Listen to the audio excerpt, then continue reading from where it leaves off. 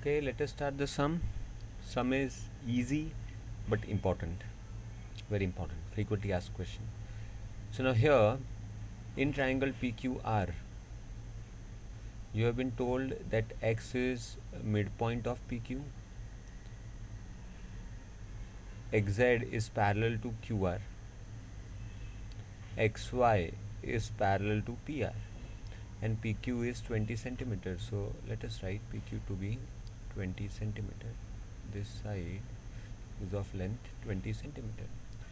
Now you should observe one thing. See, what I have done is expected from you as well, and it will in fact help you. आप देखो ध्यान से, जो भी given data है like x is mid point of P Q, वो मैंने कैसे प्रेजेंट किया है, I have shown it in the diagram.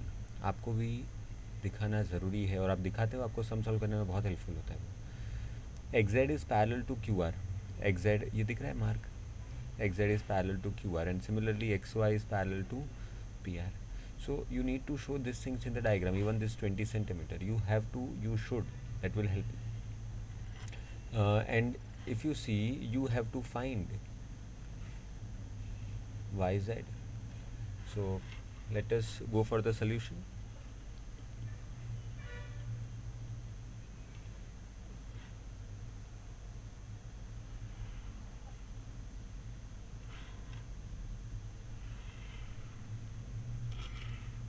Okay, so here we start.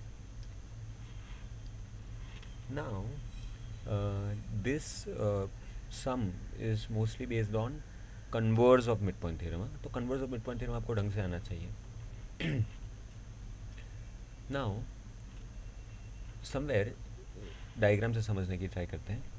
See, we want to find out yz. If we can prove that y is midpoint of QR and z is midpoint of PR, we can definitely say that yz is half of PQ by midpoint theorem. PQ is already given to be 20, so yz will be half of it, that is 10. Once again, if we can prove y to be midpoint of QR and z to be midpoint of PR, we can easily say that yz is half of PQ, and PQ is given to be 20, so yz will be half of it, so 10. So now our job is to prove y is midpoint of QR and z is midpoint of PR. That we'll do by converse of midpoint theorem. पहले हम z को midpoint prove करेंगे, फिर y को. देखो कैसे करते हैं. First, in triangle PQR, x is midpoint of PQ given. Second, xz is parallel to QR, that is also given. So from these two statements we can conclude that this z is midpoint of PR, x is midpoint of PQ, xz is parallel to QR, so we can conclude z is midpoint of PR. So here z is midpoint of PR, and the reason is converse of midpoint theorem. Now second part, in triangle once again PQR. Now this time once again x is midpoint of PQ, which is given, and we have already taken it in one statement number 1. xy, keep referring the diagram, is parallel to PR, which is also given. So from this, see, once again x is midpoint of PQ, xy is parallel to PR. So now we can conclude y is midpoint of QR by converse of midpoint theorem, because theorem says that a line which passes through midpoint of one side parallel to another side will definitely bisect the third side. वो third side को पक्का bisect करेगी. So we can say that y is midpoint of QR. So here it is, y is midpoint of QR.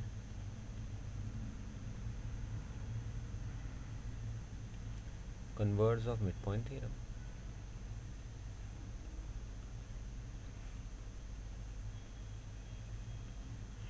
So now, statement number 7. Statement number 7 says that once again in triangle PQR,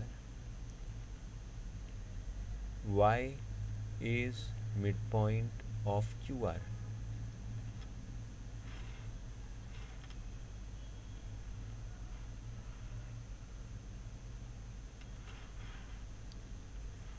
From 6 and z is midpoint of PR from 3. So we can conclude. Now here once again in triangle PQR, y is midpoint of QR, z is midpoint of PR. So yz, by midpoint theorem, yz will be parallel to PQ and yz will be half of PQ.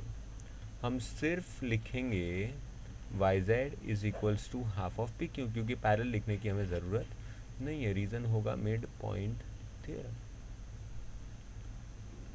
If you remember midpoint theorem, it says that segment joining midpoints of two sides of triangle will be parallel to the third side and this will be half of the third side. So here we are using the property that yz is half of pq, so which is half of 20, which is very easy. Practice it. All the best.